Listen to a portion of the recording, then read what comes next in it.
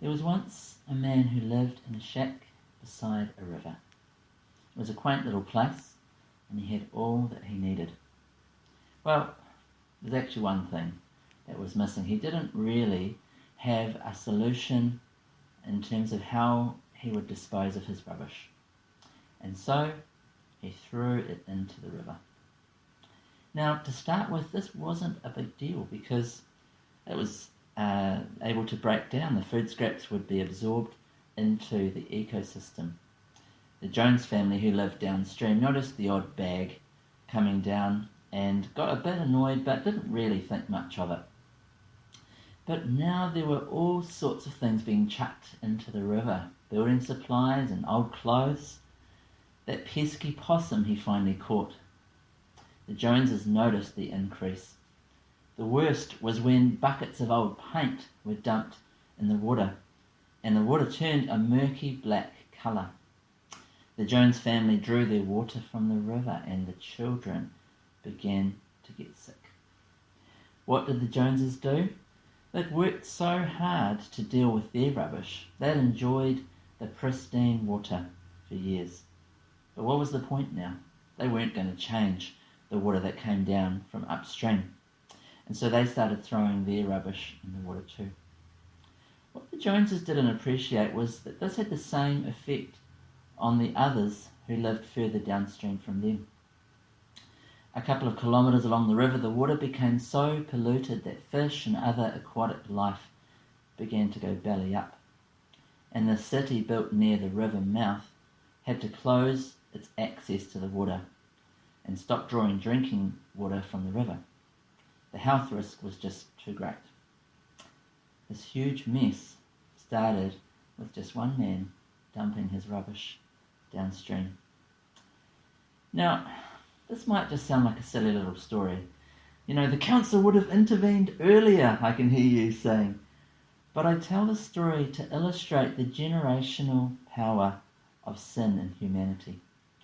As we look around us, we see brokenness, broken things in our world. Many people are in need of healing, including healing from traumatic emotional wounds and abuse. People suffer from violence, neglect, and injustice, prejudice. We see people on the news displaced by war and conflict and unable to return home. Relational conflicts leave their own trail of destruction, and others still have to deal with the destruction caused by extreme pollution and the degradation of environments. Now, some of these things might be caused by natural forces. I don't know what we can do to stop a drought. And other parts might be caused by people's own bad decisions. Relational conflicts have two sides after all. But much of this brokenness stems from the effect of others' sin. The mess we live in is a mess that we created from a mess that we inherited. There's a saying in pastoral care that hurt people, if you get what I'm saying. We are wounded wounders. We are the Joneses in my story. We're sinned against, and then we take that wound, and rather than containing it or trying to heal it, we get inspired to wound others. If I can't be happy, then you can't either. Imagine this over generation after generation, and you get this downward spiral. It's like the cycle of revenge, except multiplying to draw in others along the way. And maybe we see things for what they are, but we're still left with this wound, these loose threads from the severed cords of our lives. We lack the resources to bring about change. Where's the hope? Hope that we won't create more devastation. Hope that our kids won't turn out the same as us. Hope that somehow the spiral will shift. Well, Jesus is different to all others in history. Jesus did not return wound for wound. And Jesus was wounded. He was rejected, hated, dismissed, abused, slandered, abandoned, mocked, tortured, and ultimately killed. But Jesus is the wounded healer. What does he say from the cross as he feels the sting of physical and emotional wounds? Father, forgive them. They don't know what they're doing. Jesus doesn't perpetuate the mess of the world. He acts to mend it. Jesus calls us to place our loose threads, our confusion, injustices, and hurts into his hands. Only Jesus has sufficient love and grace to resolve the wrongs that have come about from sin. So what does it look like to put our loose threads in his hands? Well, I want to look briefly this morning at a story from Luke's Gospel. You can find it in Luke chapter 8, starting in verse 40, but I'll briefly summarise. Jesus was on his way to the home of a respected leader in a lakeside town when people began to crowd around. And not just crowd, there was a real push. And in the crowd, amongst this pushing, was a woman who had suffered from bleeding, hemorrhaging, for 12 years. She'd found her no help from any of the doctors that she had gone to. And what's more, her condition made her ceremonially unclean within the Jewish law. So she was cut off from the religious life of the community until the bleeding stopped and she was ritually cleansed. She wasn't allowed to come in contact with the holy. So what was she doing drawing near to Jesus, the Holy One? She was desperate. It's been said that Christianity is where desperation meets Jesus. And I think that's what we see happening in this story. She reached out and she touched the fringe of Jesus' robe, thinking it would lead to her healing. Two things happened in that moment. One, the woman was immediately healed. And two, Jesus immediately was aware of power going out from him. That's the way that Luke quotes Jesus in verse 46. What happens next, though, is even more interesting. Jesus calls out, "Who touched me?" He's not happy for things to end there. Peter reasons with Jesus, "Master, the whole crowd is pressing against you." What a question to ask. Everyone is touching Jesus. But Jesus knows that someone touched him deliberately, and he wants a word. Imagine if Jesus had just left it at that. She touches him, she's healed, she gets what she wanted, and she's well again. That's great. What difference does it make for Jesus to talk to her? We'll see the answer in a moment. Once she realised that Jesus wouldn't give it up, she sheepishly kneeled down before him and explained everything. Now, what are the crowd thinking in this moment? Will Jesus rebuke her? Was she right to take this power from Jesus? What will Jesus say in response to her actions and her explanation? "Daughter," he said to her, "your faith has made you well. Go in peace." She's not rebuked. She's blessed. Jesus addresses her not impersonally as woman. She is regarded as a daughter, cherished and loved. Go in peace, he says. Jesus blesses her with shalom, spiritual wholeness. May the God who brought order to the cosmos bring order over your life.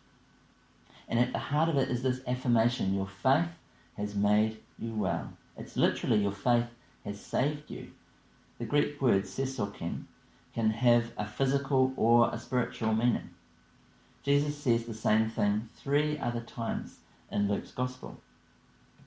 In Luke chapter 7, verse 50, he says it to the sinful woman who washed Jesus' feet with her tears and then wiped his feet with her hair. Your faith has saved you, he said. Go in peace. Jesus said it to the Samaritan leper who was healed by Jesus and then uniquely returned to thank him. Get up and go, he said. Your faith has healed you. Jesus said it to Bartimaeus, the blind beggar who received his sight after calling on Jesus. Receive your sight, he said. Your faith has healed you. Now, what do all of these people have in common? They had faith in common. They trusted Jesus could do something with their mess, and they acted on that trust to go to him. Now, last week John spoke to us about how God weaves us into community. Imagine yourself as a thread to be woven. But what kind of thread are you? Do you have a bold colour, or are you something more dull and muted? Maybe there are flecks of colour amongst mostly grey fibres. Are you made from common material like cotton or linen or wool, or something more fabulous like gold threads? Do you look different on the outside to what's at the core? Are you tidily, carefully wound, or strung out, overstretched, tangled and knotted? Are you still in one piece, or are you rough around the edges, frayed and coming apart? Whatever your thread looks like, Jesus says to you, I want you in my tapestry. But this is a royal tapestry, you think.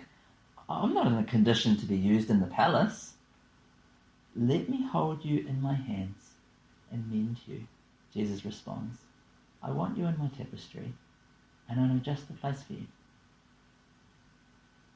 Now, he might put you next to another thread that's nothing like you, but this is his design, and it demonstrates God's creative wisdom, and it gives him delight too. Listen to what Paul wrote in Ephesians 1, verse 5.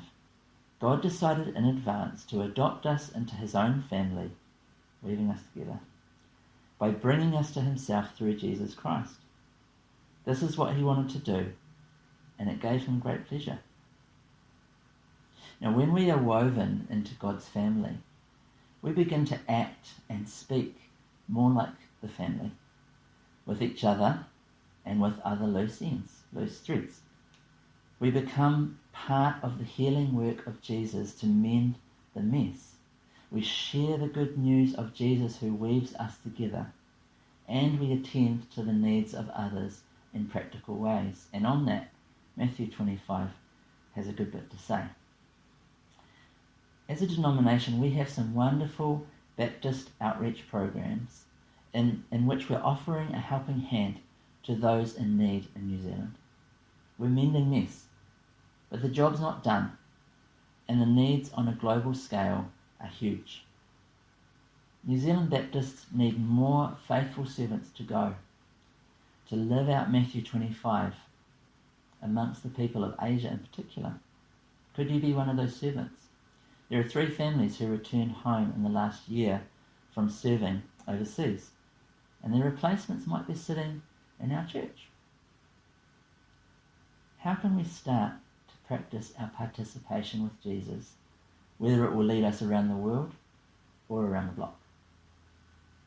I want to finish with a story that I think illustrates what it can look like to be a thread in Jesus' hands.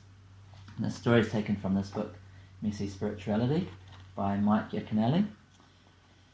And he tells it about his son's friend, but I'm just going to simplify it so we don't double up on somebody telling a story. So his son's friend is Greg, or he's been named Greg anyway, and he recently celebrated his 28th birthday, we're told. Now, Greg's parents weren't very happy with Greg's life choices, especially his choice to live with his girlfriend Angela. And because he knew about his parents' displeasure, Greg and Angela decided together that they were going to get married. So they started saving and they started planning for a wedding. They told them, we want to be married in Minnesota so the entire family can come. And the family were happy but restrained. Well, they were busy planning and saving when they found out that Angela was pregnant. And Greg realised that this pregnancy was going to upset his parents. And so they called off the wedding and they decided that they would use the money that they had saved to go towards the costs of raising the baby. They would get a courthouse wedding instead, keep it simple, and just get married that way. Well, they went through with it. They had a couple of friends present, and they signed the paperwork, and then they were married. Their friends were reflecting on it a couple of weeks afterwards, thinking, weddings are meant to be a celebration. That wasn't a celebration. It was a It was a non-event. It was impersonal and isolated. But as they talked, their conviction grew, and an idea began to take root in their minds and their hearts. Then they said together, why don't we give Greg and Angela the wedding that they never had? They knew it had to be done. Even though Greg and Angela were legally married, they wanted to give them a real wedding.